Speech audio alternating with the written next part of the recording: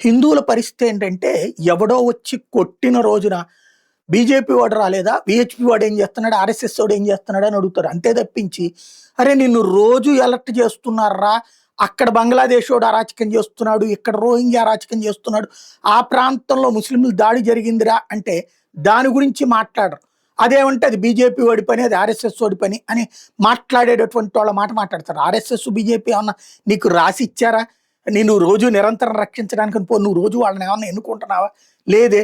లేదా వాళ్ళని ఏమన్నా ఆశ్రయిస్తున్నావా? లేదే. అంటే ఆశ్రయించకపోయినా వాళ్ళు నిన్ను కాపాడాలా? వాళ్ళకి నువ్వు ఓటు మాత్రం వేయవు, నీ ఇష్టం వచ్చిన చోటకేస్తావు.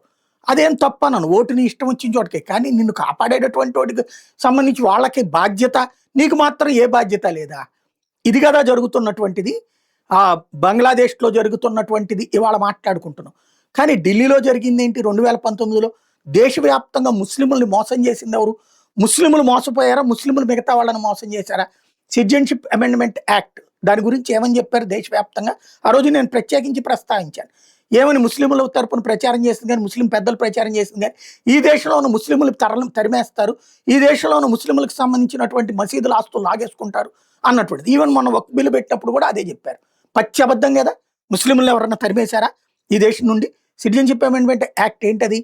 పాకిస్తాన్లో కానీ, ఆఫ్ఘనిస్తాన్లో కానీ, బంగ్లాదేశ్లో కానీ మత వివక్షకి గురయ్యి, ఆస్తులు కోల్పోయి, అన్నార్తులని కోల్పోయి, ఆగ్రహాలతో అన్యాయమైపోయినటువంటి హిందువులు, బౌద్ధులు, జైనులు, క్రైస్తవులు భారతదేశంలోకి వస్తానంటే వాళ్ళకి పౌరసత్వం ఇచ్చేటటువంటి విధానమే సిటిజన్షిప్ అమెండ్మెంట్ యాక్ట్. దాంట్లో ముస్లింలు తరిమేసేది ఎక్కడుంది?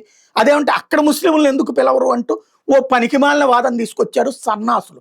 అదే ముస్లిం దేశాలైతే ఆ ముస్లిం డామినేషన్ కారణంగానే ఇతర మతస్థులను అన్యాయం చేస్తుంటే ముస్లింలను రప్పించేదేంటి? ఈ పనికిమాలిన సన్నాసులు మాట్లాడే మాటకి అర్థం పర్థం ఉందా? కానీ అలాంటి పదాలని బేస్ చేసుకుని అదిగొదిగొదిగో ఆ మాట అన్నారంటే ముస్లింలు తరిమేస్తారంటూ ఒక అబద్ధ ప్రచారాన్ని తెరమేది. 53 మంది హిందువులు ప్రాణాలు కోల్పోయారు ఆ రోజు. 53 మంది. ఎవడు స్పందించారు? మన దేశంలోని. ఇప్పుడు బంగ్లాదేశ్లో గురించి మాట్లాడుకుంటున్నాం. బంగ్లాదేశ్లో హిందువులు ఇట్లాగే పట్టించుకోలేదు అక్కడ తమకి జరుగుతున్న అన్యాయాన్ని. చివరికి వాళ్ళ ఊచకోతకు వస్తుంటే మనం బాధపడాల్సి వస్తుంది. ఇజ్రాయెల్ వాళ్ళు కూడా బాధపడుతున్నారు అయ్యయ్యో అంటూ. కానీ ఆ రోజున మనకి హిందువులకు వచ్చిన దరిద్రం ఏంటంటే, మన పేక మీద కత్తొచ్చి పొడుస్తున్నప్పుడు మాత్రమే అయ్యో అని ఎవడెవడని తిరుగుతుంటాం.